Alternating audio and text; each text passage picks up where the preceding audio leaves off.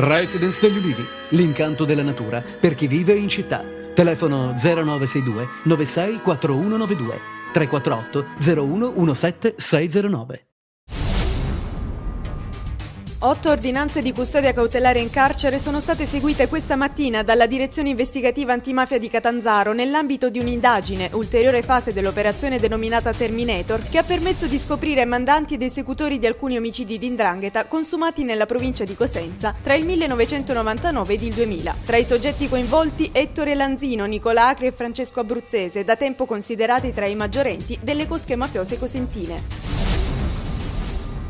La Guardia di Finanza di Catania ha scoperto una rete di società italiane ed estere finalizzata ad ottenere finanziamenti pubblici attraverso la costituzione di call center in Piemonte, Puglia, Calabria e Sicilia. Arrestate 10 persone, una irreperibile, e sequestrati beni per oltre 130 milioni di euro. Per gli investigatori la truffa verteva sull'acquisto, con finanziamenti della legge 488, del codice sorgente di un software di gestione che non sarebbe mai stato utilizzato. Le società calabresi sono la Multivoice di Lamezia Terme e la Soft4Web di Vibo Valencia.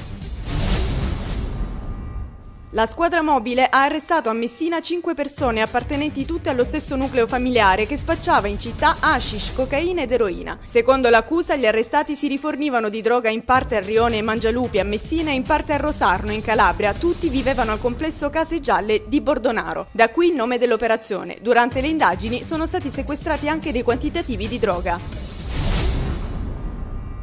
5 proiettili ed un foglio sul quale c'erano delle croci con accanto i nomi di 3 magistrati, Giuseppe Spadaro, Salvatore Vitello, Gerardo Dominiani, e del sindaco di Lamezia Terme Gianni Speranza. Questo è il contenuto della busta intercettata nei locali del centro meccanografico delle Poste Lametine. E quanto riporta stamani il Quotidiano della Calabria. Del ritrovamento sono stati informati i carabinieri, indaga la procura di Salerno.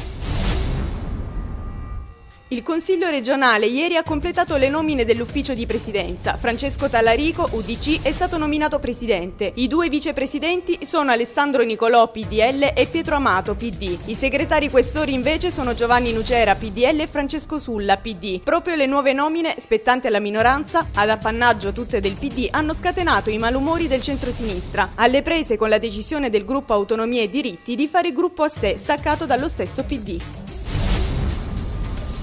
A maggio chiuderà il reparto H3G, linea telefonica della 3, dell'Abramo Customer Care di Crotone. Ciò comporterà la ricollocazione di 250 lavoratori del call center crotonese. Ieri, in un incontro svoltosi a Catanzaro, la proprietà ha proposto ai sindacati una ricollocazione di 80 di questi lavoratori nel sito di Crotone, mentre per altri 170 ha prospettato il trasferimento a Cosenza. Ipotesi questa che trova la netta contrarietà dei sindacati. L'incontro è stato aggiornato a sabato prossimo.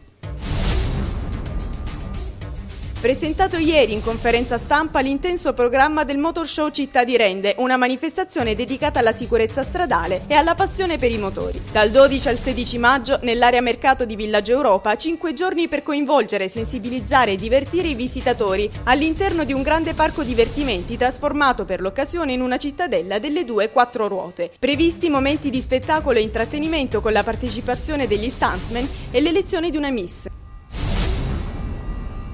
Nella Sala degli Stemmi della provincia di Cosenza ieri mattina è stato presentato alla stampa il programma che riguarda il secondo raduno di mongolfiere in Calabria. La spettacolare manifestazione in cartellone dal 6 al 9 maggio prossimi a Santo Stefano di Rogliano. Durante il weekend il cielo della Valle del Savuto si riempirà di mongolfiere piccole, grandi e coloratissime, ma ci sarà spazio anche per gli artisti di strada, le visite guidate alle chiese del paese e spettacoli di tarantelle e di musica. La manifestazione si concluderà domenica 9 maggio con spettacoli pirotecnici.